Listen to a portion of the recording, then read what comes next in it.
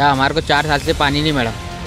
हम फरीदनगर में रहते, वहाँ से यहाँ आना पड़ता है ना, तो मॉल पानी मंगाना पड़ता है। हा घोटाळेबाज मंत्री ह्याच्या मी जेवढ्या तक्रारी दिलेल्या ते सगळं टी घोटाळा त्याच्या मुलीच्या नावं आलेली टी घोटाळ्यामध्ये, म्हणजे त्या स्वतः शिक्षिका आहेत आणि त्यातल्या त्यात त्या ग्रामीण आपलं जो रुग्णालय त्याच्यामध्ये डॉक्टर गैरहजर राहतात आणि अब्दुल सत्तारचेच काही नातेवाईक आहे जे मुन्नाबाई MBBS डॉक्टर आहे। चांगल्या व्यापाऱ्यांच्या हेतुपुरस्कर हिंदू व्यापाऱ्यांच्या दुकानांपुढे भिंती बांधल्या जातात। महाराष्ट्रातला पहिला एक भ्रष्ट आमदार असेल की त्यांना विकासाच्या नावावर सगळा शासनाचा जो फंड्स आहे तो सगळा गिळकूट केला। नमस्कार, मी प्रियंका आणि आपण पाहताय सुदर्शन मराठी। आमदारांचं रिपोर्ट कार्ड या कार्यक्रमात तुमचं पुन्हा एकदा स्वागत। आपण आहोत आज सिल्लोड विधानसभा मतदार अब्दुल सत्तारजी यांचा मतदार संघ आहे आणि गेल्या अनेक वर्षांपासून ते इथलं जे आहे प्रतिनिधित्व करतायत, विधिमंडळ इथलं प्रतिनिधित्व ते करतायत आणि इथले ते आमदार राहिलेले आहेत आणि ते कॅबिनेट मंत्रीसुद्धा राहिलेले आहेत। अनेक वेगवेगळे पोर्टफोलिओ त्यांनी भूषवलेले सुद्धा आहेत। त्यामुळे आपण त्यांच्या मतदारसंघात जाणून घेऊया की इथे रस्त्यांची जी अवस्था आहे ती माझ्या मागे तुम्ही बघू शकता की इथे रस्त्यांची जी अवस्था आहे ती अख्ख्या सिल्लोड मतदारसंघात हीच रस्त्यांची अवस्था तुम्हाला सगळीकडे दिसेल। बऱ्याचशा लोकांशी आम्ही बोलण्याचा सुद्धा प्रयत्न केला, तर बऱ्याचशा लोकांशी आम्ही काका काय तुम्ही काही सांगू इच्छिता? काही तर सांगू इच्छित असाल तुम्ही की का झाली तुमच्या दुकानासमोर रस्त्यांची दुरवस्था झालेली आहे? तर तुम्ही बघू शकता, मी यांनाच नाही बऱ्याच लोकांना इथे बोलण्यासाठी संपर्क केला, इथल्या रस्त्यांविषयी, इथल्या विविध विकास कामांविषयी बोलण्याचा इथे प्रयत्न करत आहे, पण कारण माहिती नाही आहे की का लोक इथे बोलायला तयार होत नाही आहे। यांचेच जे मतदाते आहेत, इथले जे स्थानिक लोक आहेत, हे कुठल्याच विषयावर इथे बोलायला तयार नाही आहेत। तुम्ही आत्ताही बघू शकता की गाड्या इथे कशा जात आहेत किंवा लोकांना जाता येताना किती त्रास होतोय। तर ही आहे रस्त्यांची अवस्था। पुढच्या मुद्द्यावर मी येते, पुढचा मुद्दा तुम्हाला दाखवते। आमदारांचं रिपोर्ट कार्ड यात दुसरा मुद्दा जो येतो तो पाण्याचा मुद्दा आहे आणि पाण्याची सुविधा इथे कशी आहे, पाणी पुरवठा किती दिवसाला होतो हे आपण जाणून घेणार आहोत इथल्या मतदारांकडून। तर दादा, पाणी जो पुरवठा आहे, तुम्ही सिल्लोड मतदारसंघात असता, तर पाण्याचा पुरवठा कसा आहे तुमच्याकडे? या हमारे को 4 साल से पानी नहीं मिला। हम फरीदनगर में रहते, वहाँ से यहाँ आना पड़ता है ना, तो मॉल पानी मंगाना पड़ता है। तो हमारे जे आमदार साहेब आहेत त्यांनी पाणी पुरवठ्याची सुविधा केली आहे, दर 4 दिवसाला पाणी येतं असे आम्ही ऐकले, तर त्याचं काय, म्हणजे तुमच्याकडे 4 दिवसाला पाणी नाही? 4 दिन से आता वो बात नहीं, पर ये गलियों में आता है। उधर फरीदनगर में पानी नहीं है, तो उधर मॉल का पानी मंगाना पड़ता है मैडम। अच्छा, तर तिकडे का नाही पाणी, काय प्रॉब्लेम आहे? पाइपलाइन ही नहीं हुई उधर, अभी नवी प्लाटिंग गिरी हुआ ना, पाइपलाइन हुई ना, रोड का काम हुआ ना, कुछ हुआ। और विधानसभा क्षेत्रामध्ये तुमचा तो एरिया येतो तरी पाइपलाइन तिथे झालेली नाही हुई। हालांकि समीर सेठ ने बोल के गए अभी, पर कुछ भी नहीं है अभी वहाँ। समीर सेठ ने रोड का भी बोले थे, तो रोड का भी कुछ हुआ नहीं अभी। तर आम्ही एक रिपोर्ट कार्ड जो शो आहे तो प्रत्येक मुद्द्याला 1-1 मार्क देतो आमदारांना। तर पाण्याचा जो मुद्दा आहे त्याला तुम्ही आमदारांना किती मार्क देणार 1 पैकी? मार्क अभी तो 0 मार्क देंगे ना। आप कितने मार्क देणार? 0। तर पाण्याचा जो मुद्दा आहे सिल्लोड मतदारसंघात, काही भागात व्यवस्थित पाणी येतं आहे, तर काही भागात अगदी पाईपलाईनसुद्धा झालेली नाही आहे।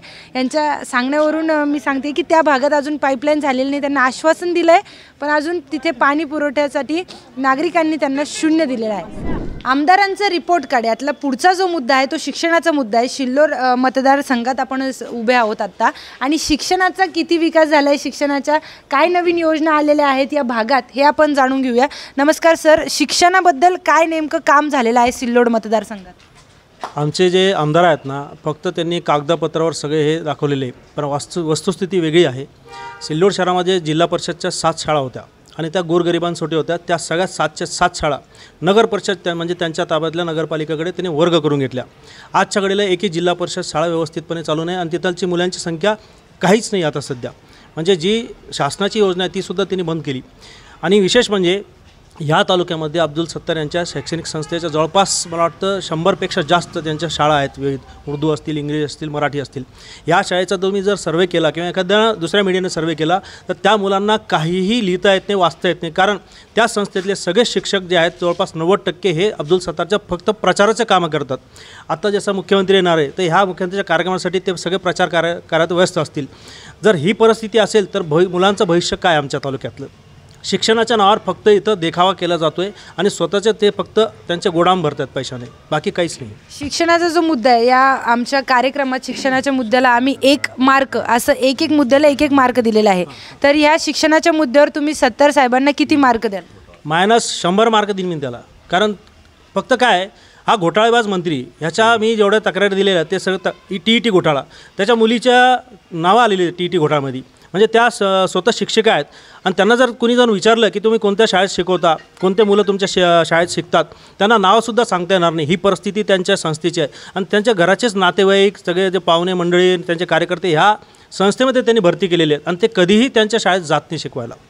एका कॅबिनेट मंत्र्याच्या विधानसभा मतदार क्षेत्रात आपण आत्ता उभे आहोत, ज्यांनी विविध पोर्टफोलिओचं जे आहे मंत्रिपद त्यांनी भूषवलेलं आहे. पण जर तुम्ही बघू शकता शिक्षणाच्या मुद्द्यावर आपण जेव्हा बोललो तेव्हा शिक्षणाच्या मुद्द्यावर इथले जे मतदार आहेत ते त्यांना 0 मार्क देऊ इच्छितात. कारण शिक्षणाच्या संदर्भात या लोकांचं असं म्हणणं आहे की काहीही काम इथे झालेलं नाही आहे. आमदारांचं रिपोर्ट काढ्यात पुढचा जो मुद्दा आहे तो आरोग्याचा मुद्दा आहे. कारण की आरोग्य जर एखाद्या विधानसभा क्षेत्रात जर आरोग्याचं काम चांगलं झालेलं असेल तरच तो विकास जो आहे तो सर्वांगीण विकास मानला जातो. तर आपण आरोग्याच्या मुद्द्यावर यांच्याशी बोलणार आहोत. आरोग्याच्या मुद्द्यावर जो आहे सिल्लोड मतदारसंघात किती काम झाले? आरोग्याच्या मुद्द्यावर सिल्लोड मतदारसंघामध्ये 0 काम झालेलं आहे. आमच्या सिल्लोड नगरपालिका हद्दीमध्ये म्हसोबा नगर येथे एक नगरपालिकेची शाळा होती. त्या शाळेला नगरपालिकेचा दवाखाना दाखवून जे माजी मंत्री हे शेट्टी त्यांच्या हातानं 3 वेळेस उद्घाटन झालं आणि तिथं कोणताच प्रकारचा दवाखाना चालत नव्हता.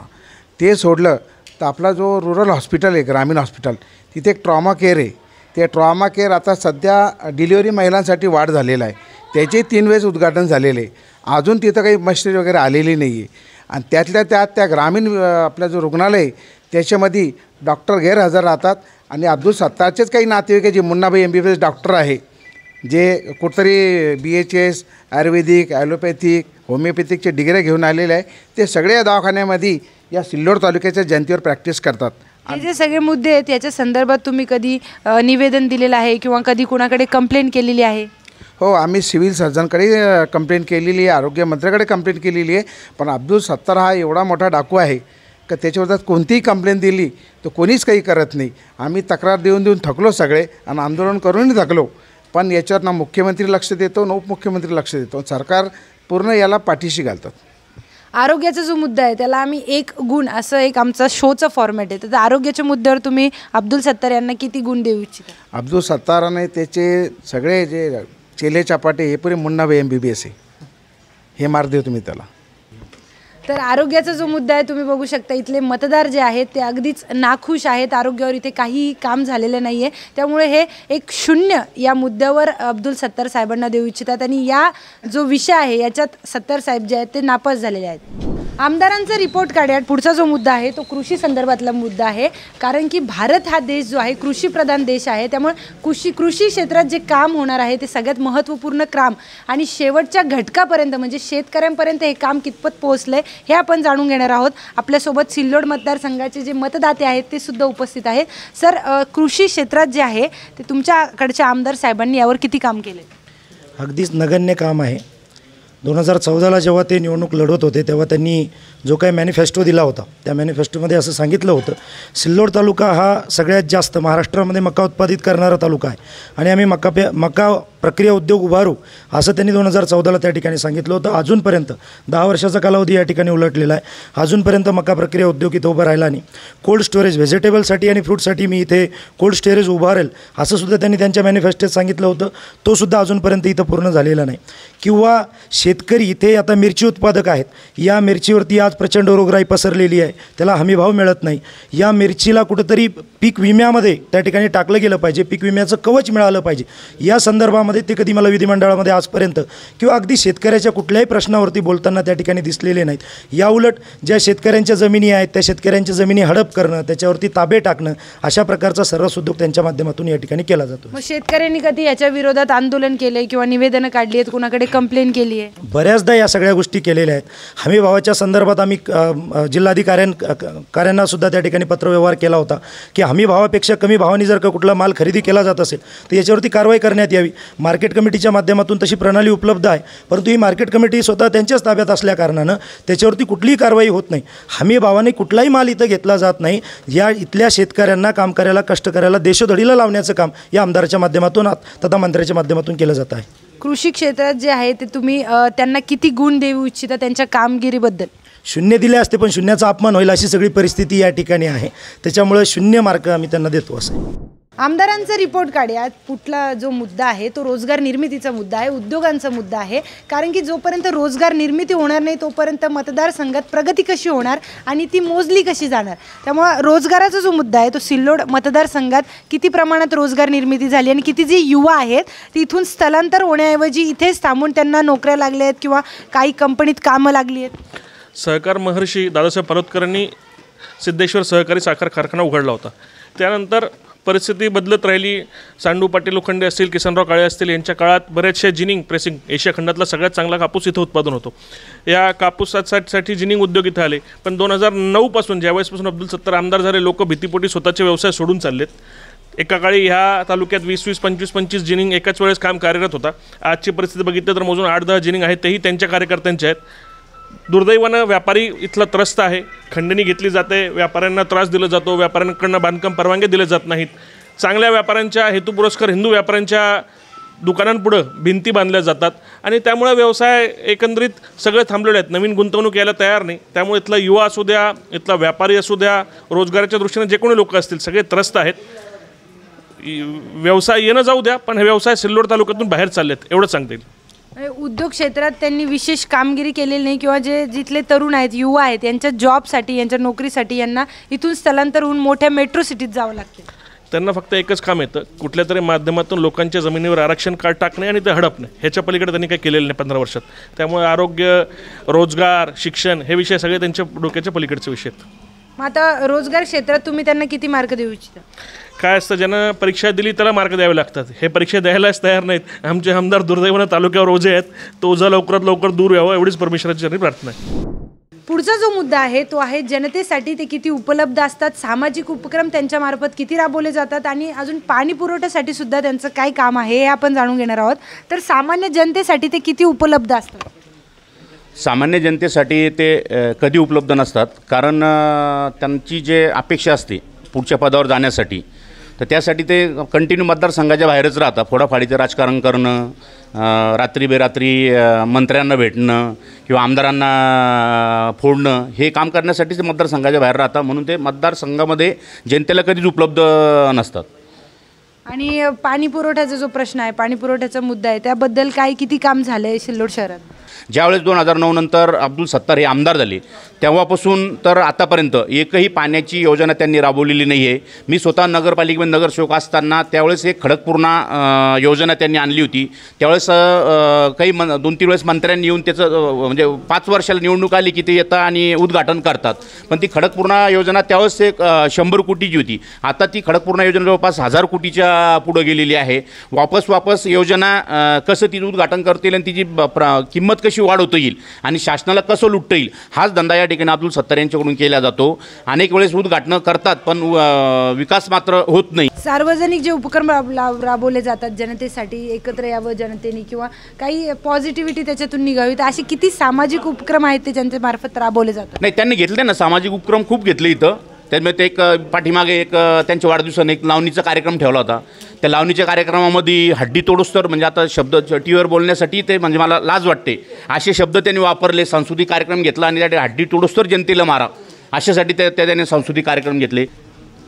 त्याच्यामुळे 3 जे मुद्दे आहेत, या 3 मुद्द्याबद्दल तुम्ही जे आता माहिती दिली, त्या 3 मुद्द्यासाठी 3 क्रमांक या शोचा एक फॉर्मॅट आहे, तर त्या 3 क्रमांकापैकी तुम्ही त्यांना किती मार्क देऊ इच्छिता? मी त्यांना 100च्या पैकी 100 मार्क देईल. भ्रष्टाचार करण्यामध्ये किंवा बाकी कोणत्याही गोष्टीमध्ये जर समजा मार्काचा विषय जर येत असेल, भ्रष्टाचार करण्यामध्ये किंवा दादागिरी करण्यामध्ये, गुंडगिरी करण्यामध्ये, त्यानंतर गोरगरिबाच्या जमिनी हडपण्यामध्ये, MIDC नावाखाली जमिनी हडपणे, आरक्षणाच्या नावाखाली प्लॉटिंग हे करणं किंवा लोकांना दहशतीमध्ये आणण्यासाठी त्यांची दुकानासमोर भिंती घालणे, ह्या सगळ्या गोष्टी करण्यामध्ये, दडपशाही करण्यामध्ये, दादागिरी करण्यामध्ये आणि कायदा न पाळण्यामध्ये मी त्यांना 100 मार्क देतो. सिल्लोड मतदारसंघाचे माजी आमदार सांडू पाटील लोखंडे देखील आपल्यासोबत उपस्थित आहेत. त्यांच्याकडून आपण त्यांचंच मत जाणून घेऊया की किती विकास काम झालेलं आहे, कारण तुम्ही व्यवस्थेत होते आधी, त्यामुळे तुम्ही चांगलं सांगू शकता की इथं किती काम झालं आहे आणि जो तफावत आहे इतक्या वर्षांची त्याबद्दल काय सांगाल? असं आहे मॅडम की 2004 ते 2009पर्यंत मी आमदार होतो. त्याच्या अगोदर पण आमदार अनेक पाहिले मी, परंतु असा आमदार हा महाराष्ट्रातला पहिला एक भ्रष्ट आमदार असेल की त्यांना विकासाच्या नावावर सगळा शासनाचा जो फंड्स आहे तो सगळा गिळकूट केला. आता बघा तुम्ही की ह्या काही दिवसामध्ये मुख्यमंत्र्याचं सुद्धा असं हे नाही आहे. आता इथे सामनेच ते व्यवस्था चालू आहे कालची, उद्याची मुख्यमंत्री येणार इथे. तर एक लोकांचे प्लॉट हडपून सनी आणि तिथं त्यांनी स्वतःचं शेड केलं आणि तिथं आता नगरविकास मंत्री या अतिक्रमण झालेल्या ठिकाणी तिथं शेड बांधलेल्या ठिकाणी माननीय मुख्यमंत्री तिथं येऊ लागले. आता त्यांनी खुलासा घ्यायला पाहिजे त्याच्यात की बा लोकांच्या तक्रारी आहे आणि त्या जागेवर आपण सभा घेतो आहे. तर अशा नावाखाली त्यांना अनेक भ्रष्ट कामं केले. आता बघा मी माझे आमदार आहे, मी माझे आमदार असताना ह्या सिल्लोडच्या विकासाच्यासाठी ही जे हायवेवर जी भीत बांधली त्यांना, तर ह्या उद्योगपती हे सगळे हिंदू लोक इथं राहतात, सगळे दुकानं त्यांनी या भीतीच्या नावाखाली बंद केले. काहून की यांनी त्यांना काही दिलं नसेल आणि म्हणून त्यांनी ती भिंत बांधली, दोन्हीकडून पण भिंती बांधल्या आणि माझाही रस्ता बंद केला मुद्दाम जाणून बुजून सनी, काहून की मी विरोधी आमदार आहे म्हणून सनी. असे त्याचे अनेक भ्रष्ट कामं चालू आहे. अशा पद्धतीचे ग्रामीण भागातसुद्धा प्रत्येक कुठे आता गेल्या साली आता मी तर सांगेलच, परंतु आपण स्वतः जाऊन सनी मला तर असं म्हणायचं आहे की आपण इथं हे काय आमदार कार्ड चालू आहे तुमचं, याच्याप्रमाणे एक विकासाचं कार्ड काढा आणि त्यांना जो विकास केलेला आहे तर त्याच्या गावागावात जाऊन लिस्ट घेऊन सनी रस्ते बघा. गेल्या साली 4 महिन्यापूर्वी रस्ते झाले ते उखळले संपूर्ण. काम करणारे तेच, आणणारे तेच आणि पैसे खाणारे तेच, असे हे आमदार आहे. आणि एकंदरीत विकासाच्या नावाखाली अनेक योजना शासनाच्या लाटल्या. 12-15 वर्षापूर्वी पाण्याची योजना 100 कोटीची मंजूर झाली होती आणि त्यावेळेस मी सांगितलं होतं त्यांना खडकपूर्णातून पाणी आणणं चाललं किती 50 किलोमीटरपासून. तर मी असं म्हणलं होतं त्या माझ्या काळामध्ये इथं वांगी भराडीला इथं डॅम तयार मंजूर झाला होता, तो त्यांनी कॅन्सल केला. तिथं काही लोक तिथं आडवे येऊन तो थांबवला आणि त्याच्या पिण्याच्या पाण्यासाठी तिकडून पाणी आणायचं हे केलं. तर 100 कोटीमध्ये आमचं हे धरण झालं असतं, परंतु हे धरण झालं असतं, धरण करावं लागलं असतं. आता 15 वर्षामध्ये 100 कोटी रुपयाचा खर्च करून सनी एक थेंब सिल्लोडमध्ये आला नाही. सिल्लोड असंच बिना पाण्याचं चालू आहे. लोकांनी बोर घेतले त्याच्यावरच काही चालू आहे. काही मुद्दा काय आहे, मी बरेच विधानसभा मतदारसंघात आता दिवसभरापासून फिरतेच आहे, तर लोक जे आहेत ना ते बोलायला एक जण तयार होत नाही. त्याची दहशतच अशी वाढवली त्यांनी की चांगले चांगले लोक पुढे येत नाही. अनेक लोक इथून घरदारं विकून सनी चालले, भोकरदनला चालले, फुलंब्रीला चालले, संभाजीनगरला चालले. इथं आता जवळपास एक दिवस असा होता माझ्या काळातला की इथं भाड्यानं खोली घ्यायची म्हणलं तर ती भेटत नव्हती, परंतु आता 500 घरापेक्षा जास्त घरं रिकामे आहे आणि विक्रीला पण आहे, कोणी घेत नाही. काय कारण असेल? कारण लोकशाही जर आपल्या देशात आहे त्यामुळे बोलायला तयार. सिल्लोडमध्ये लोकशाही नाहीच आहे, सिल्लोडमध्ये रजाकारी आहे. महाराष्ट्रातली सिल्लोड हा मतदारसंघ असा आहे की इथे संपूर्ण हुकुमशाही चालू आहे. एवढी दहशत चालू आहे की भयानक. जातीच्या नावाखाली मतं घ्यायचे आणि नगरपालिका ताब्यात घ्यायची, लोकांना त्या दहशतीखाली लोकांना. आणि म्हणजे आत्ताचं जे सरकार आहे त्याच्यावर काही ॲक्शन का घेत नाही? काही सरकार ॲक्शन घेत नाही. आमचं सरकार आहे, पण आमचं असूनसुद्धा आमचं आहे का नाही आम्हालाच कळत नाही. कारण आम्ही अनेक त्याच्या तक्रारी केल्या सिल्लोडमधल्या लोकांनी. अनेक लोकांचे प्लॉट हडप केले, जागा हडप केल्या. आता पहा ती जवळपास 200-300 कोटी रुपयाचं काम झालेलं आहे. असं काम आम्हाला संभाजीनगरमध्ये बी पाहायला मिळालं नाही. त्याचे ते काय क्रियान ते त्याचे ते कामाची पद्धत काय इतकं कारखाना म्हणजे त्याचा चालू आहे की ते आमची अक्कल काम करत नाही की हे चाललं काय. आम्हाला प्रश्न पडलेला आहे की हा पैसा यूज राहिला कुठून याला. त्याच्याखाली आता त्याचं पुन्हा आणखी पालकमंत्री म्हणून आमच्या हातावर बसलं. आता तर पुन्हा आणखी आमचं सिल्लोड होतं पूर्ण जिल्हा त्या शब्दशक्तीखाली जाणार आहे. कॅमेरामॅन बाबूलाल सोबत मी प्रियांका लाठी, सुदर्शन मराठी, सिल्लोड.